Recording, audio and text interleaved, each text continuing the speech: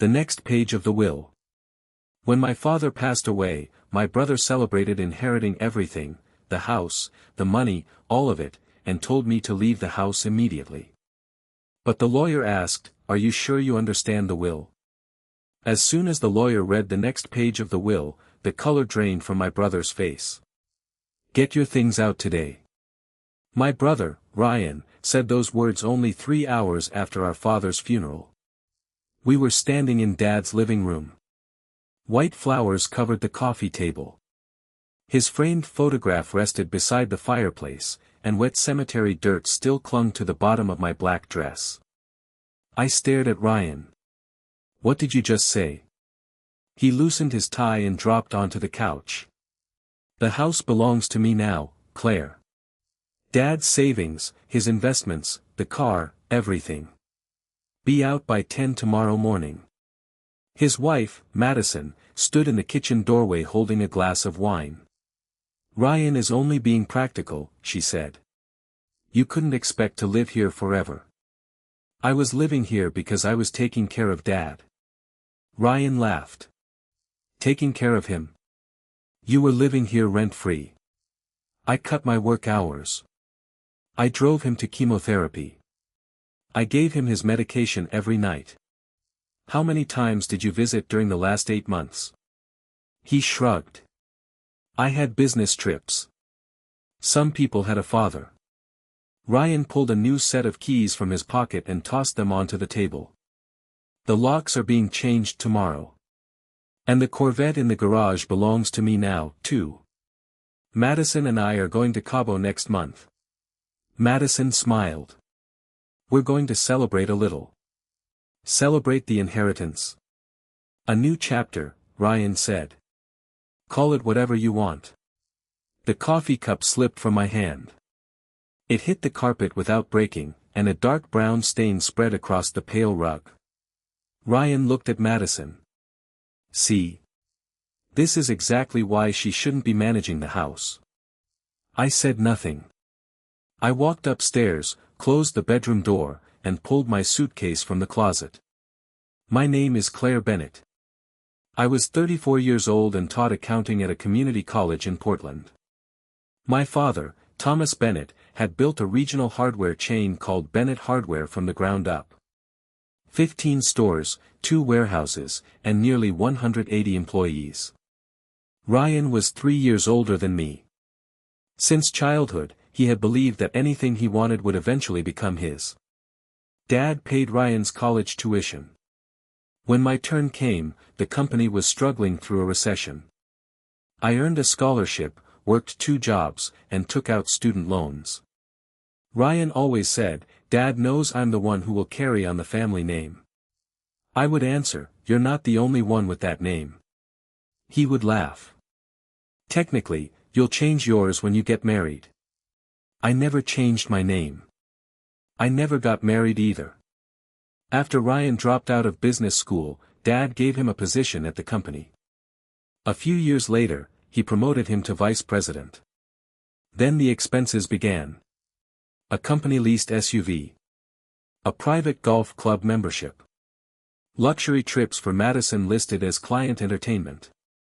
I brought the receipts to Dad one afternoon and placed them on the kitchen table. "These aren't business expenses." He closed the folder. "I'll speak to him." "You always say that." Dad slowly stirred his coffee. "I'll act when I'm certain I'm not wrong." At the time, I thought he was protecting Ryan. He was actually collecting evidence. Then Dad was diagnosed with stage 4 pancreatic cancer. Ryan stayed in the hospital room for 15 minutes.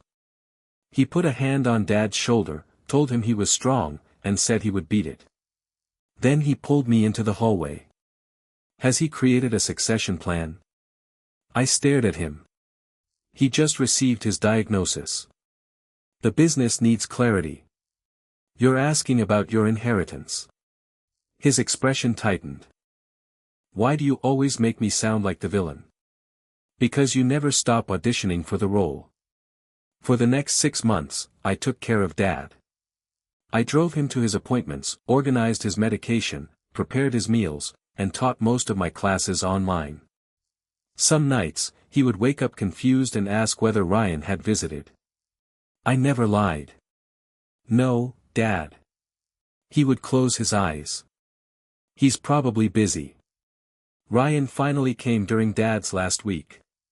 He sat beside the bed for less than 10 minutes before asking, "The will is updated, right?" Dad's voice was weak. "Get out."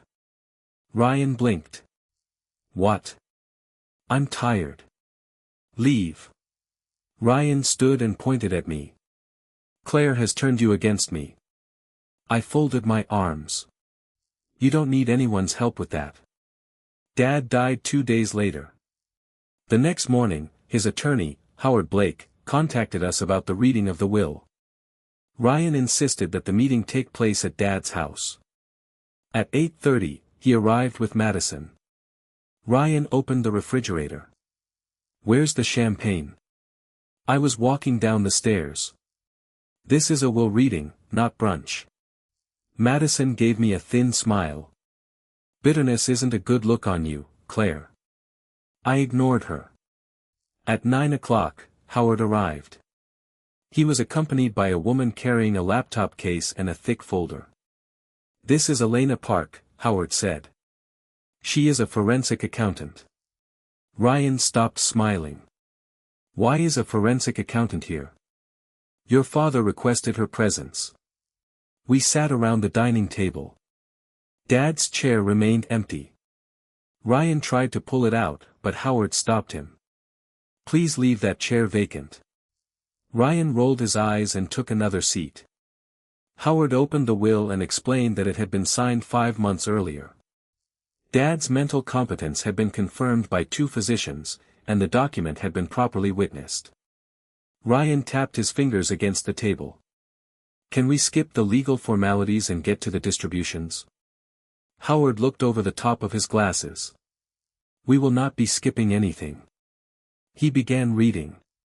Dad had left a donation to the cancer center that had treated him. He had created a scholarship fund for community college students.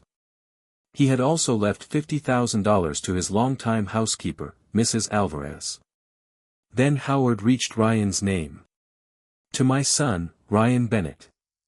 Ryan sat straighter. "I leave my personal vehicles, watches, wine collection, lake cabin, remaining investment portfolio, and all of my shares in Bennett Hardware Group, subject to the conditions stated herein."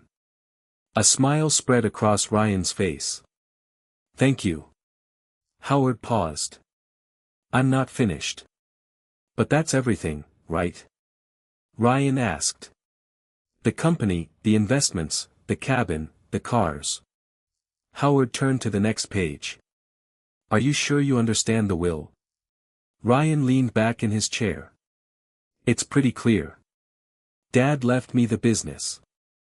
Howard began reading again. "The transfer of all company shares to my son shall be conditional. The transfer will not become effective if a forensic audit of Bennett Hardware Group identifies unauthorized withdrawals, falsified expenses, related party payments, fraudulent authorizations, or any breach of fiduciary duty attributable to Ryan Bennett." Ryan's fingers stopped moving. Howard continued. "If such violations are established, my son's inheritance shall first be used to repay all losses, interest, tax liabilities, penalties, and legal expenses. Any remaining shares and assets shall be transferred to the Bennett Family Integrity Trust, for which my daughter, Claire Bennett, shall serve as sole trustee." The color drained from Ryan's face. Madison slowly removed her hand from his arm. I looked at Howard. "The Bennett Family Integrity Trust." He slid a folder across the table toward me. "Your father established it 4 months ago." Ryan shot to his feet. "This is ridiculous. Claire manipulated him." I stood too. "I learned about the trust 30 seconds ago." Elena opened her laptop. "Mr. Bennett contacted me directly. Claire was not involved in the investigation." Ryan turned toward her. "What investigation?" Elena rotated the screen so we could see it. $286,000 paid to Madison Lane Interiors. I looked at Madison. That's your company. She lifted her chin. We redesigned several stores. Elena opened another document. There are 4 invoices. Site inspections confirmed that no redesign work was completed at any of those locations. They were planning fees, Ryan said quickly. Elena kept reading. $112,000 in private travel, $48,000 in country club dues, $27,000 in jewelry purchases, and a boat down payment taken from a warehouse renovation budget. Madison turned toward Ryan. A boat? Not now. You told me it was a client entertainment asset. Elena clicked to the next page. The most serious issue involves a $1 million line of credit approved using Thomas Bennett's electronic signature. A substantial portion of that money was transferred into a private holding company controlled by Ryan. Howard folded his hands on the table. Your father confronted you about it. Ryan slammed his palm down. Then why didn't he say anything? He did, Howard replied. You told him that if he reported the matter to the board, you would have him declared mentally incompetent. The room went silent. I stared at Ryan. You said that to him? He was confused. Howard removed a small recorder from the folder. The conversation was recorded. Ryan's expression changed immediately. You can't use that. Howard pressed play. Dad's voice filled the room, weak but clear. This is not my signature. Ryan answered, Dad, you're forgetting details. I did not approve this credit line. If the board finds out you can't manage the records anymore, they'll remove you. Let me handle it. You're hiding your theft. A chair scraped against the floor in the recording. Then Ryan's voice became sharper. If you tell Claire, she'll ruin everything. The recording ended. Dad's empty chair stood directly across from me. I rested my fingers on its wooden back. Ryan looked around the table. Anything can sound bad without context. I turned toward him. What context makes it acceptable to threaten your dying father? You don't understand how business works. I teach accounting at a community college. Elena closed one of the files. Apparently, you should have taken one of her classes. Ryan glared at her. Howard turned another page. There is also a clarification regarding the house. Ryan gave a bitter laugh. The house is mine. It's personal property. No, Howard said. What? Thomas transferred the house to the Bennett Family Integrity Trust 3 months ago. I looked at him. And I'm the trustee. Yes. Ryan immediately pointed at me. Then she can give it to me. I met his eyes. You told me to leave by 10 tomorrow morning. That was grief talking, Madison said before he could stop her. He had already scheduled the locksmith. Ryan turned toward her. Seriously? She moved her chair farther away. Don't drag me into this. Howard handed me an envelope containing the legal documents and house keys. The home belongs to the trust. Ryan has no ownership interest in it. I placed the keys on the table. You have until 6 tonight. Ryan stared at me. You're throwing me out of Dad's house. No. You created the deadline yesterday. I paused. I'm giving you 8 extra hours. Elena placed a thick report in the center of the table. The preliminary audit estimates the total loss at $1.94 million. Madison's pen slipped from her fingers and struck the floor. Howard looked at Ryan. Your inheritance is currently valued at approximately $2.1 million. Under the terms of the will, nearly all of it will be applied toward restitution. Ryan spoke quietly. And the shares will be transferred to the trust? Howard corrected him. Claire receives control as trustee. She does not personally own the company.